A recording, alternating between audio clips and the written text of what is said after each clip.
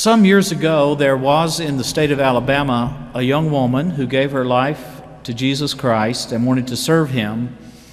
She was full of energy, insight, and she, first of all, responded to the call of her country to serve in the Navy, the United States Navy.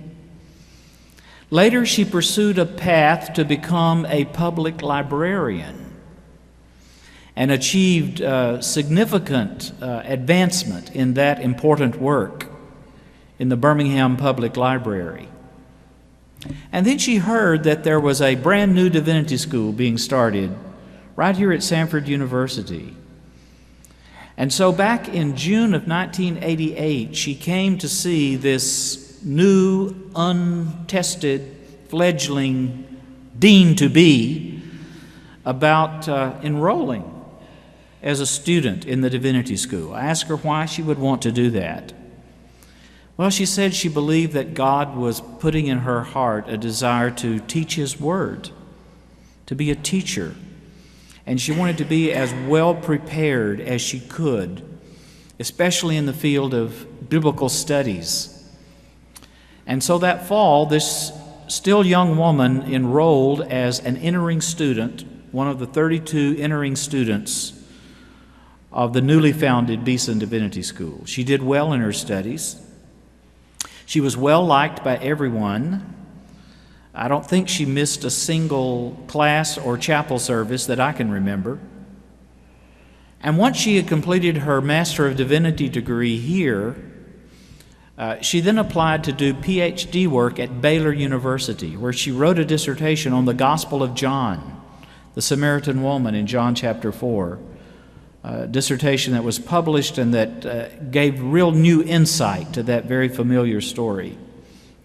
About this same time, the school from which she had graduated in Birmingham, Alabama, began to feel the need for some extra teachers, especially in the field of biblical studies. And so even while she was at Baylor University, they invited her to come back and to teach part-time, summertime, and other time when she could be away from her studies. And then when she completed her work there, she came back and joined the faculty full-time of Beeson Divinity School, teaching Greek and New Testament. Over the years, she continued to mine the Scriptures more deeply, but her heart was being led also to pursue spiritual formation as an important priority in her life and in her teaching. And so she became the person who really shaped the curriculum of spiritual formation at Beeson Divinity School. And then several years ago, much to the chagrin of her dean and her colleagues, and much too early, in my opinion, she felt she needed to retire. And so she did. And she moved up to the Smoky Mountains to be near God and nature and cold weather. But somehow she's felt the moving of the Spirit to come back south again a little bit. And so she's back with us again in Birmingham, and she's now a part of our ongoing, wider Beeson family and fellowship, and she's actually teaching a course, I think, in the Lay Academy, is that right, Jim, this spring, on spiritual classics. Well, the person I'm talking about, of course, is the still young woman seated to my left over here, whom we all know and love as Dr. Norfleete Day. And when we were thinking about to whom should the most distinguished alum of the year award go in this, our 25th anniversary year, there was very little debate. There was hardly any discussion. It seemed to us obvious. How could we miss it? It ought to be, it had to be, it must be Dr. Norfleete Day, a member of the entering inaugural class of Beeson Divinity School in 1988. And so on behalf of the faculty, Dr. Day, if you'll come and stand here, and the surprise will soon be over, you are it.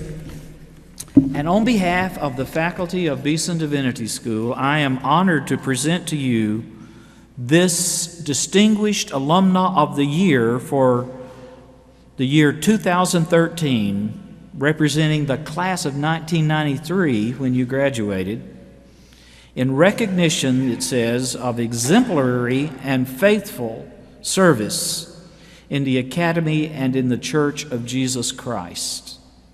I'm going to give this to Dr. Day along with a monetary promise. There's nothing in here, but there's a promise there will be something. Okay? This is a part of a fundraising appeal, but I want to present this to her, and then I'm going to ask her to make any comment she can or wants to, and then she will close us in prayer. Let's give her a round of appreciation. God bless you.